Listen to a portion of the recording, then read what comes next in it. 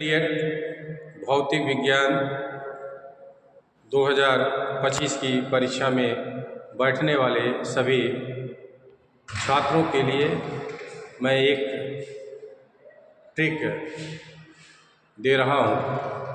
भौतिक विज्ञान एक एफएन सिस्टम है। जो एफएन सिस्टम को समझ जाता है वह भौतिक विज्ञान को समझ जाता है। F means formula, N means numerical. फार्मूले का एप्लीकेशन न्यूमेरिकल के रूप में हमें करना है।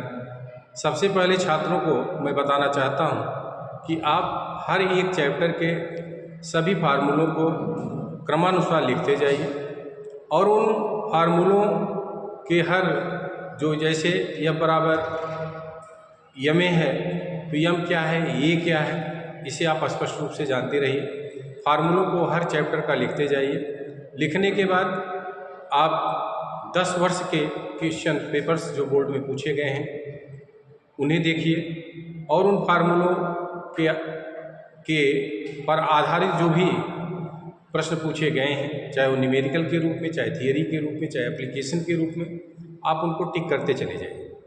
इसके बाद उन फार्मूलों पर आधारित न्यूमेरिकल प्रॉब्लम लगभग 20-20 एक फार्मूले पर 20-20 न्यूमेरिकल प्रॉब्लम आप सॉल्व करिए। लेकिन आपको ये बात याद होनी चाहिए सबसे पहले कि फार्मूले आपको निश्चित रूप से याद होने चाहिए। यह नहीं कि आप फार्मूलों को पहले देखिए और तब न्यूमेरिकल प्रॉब्लम को सॉल्व करिए।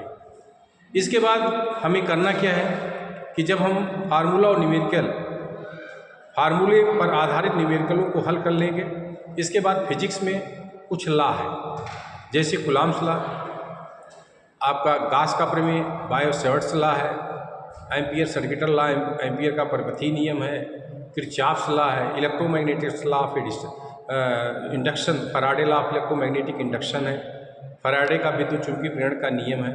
इन सभी मैलेस लॉ है, इन सभी ब्रूस्टर का नियम है। इन सभी नियमों को आप क्रमबद्ध ढंग से एक कॉपी में लिख लीजिए।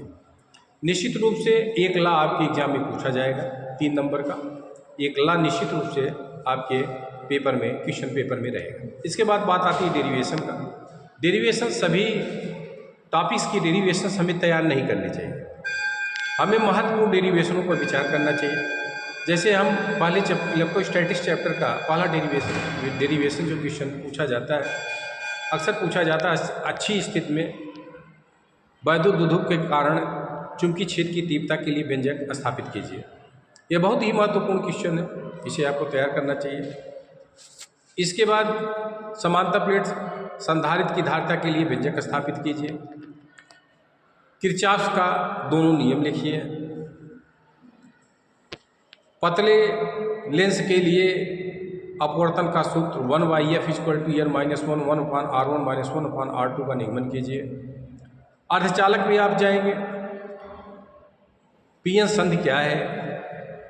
पीएन संधि अर्धतरंग निष्कारी के रूप में कैसे कार्य करता है, सचित्र कार्य भी समझाइए या वर्णन कीजिए। PN junction diode full wave rectifier कैसे काम करता है? पीएन संधि डायोड पूर्ण तरंग निष्कारी के रूप में कैसे कार्य करता है, इसका सचित्र वर्णन कीजिए।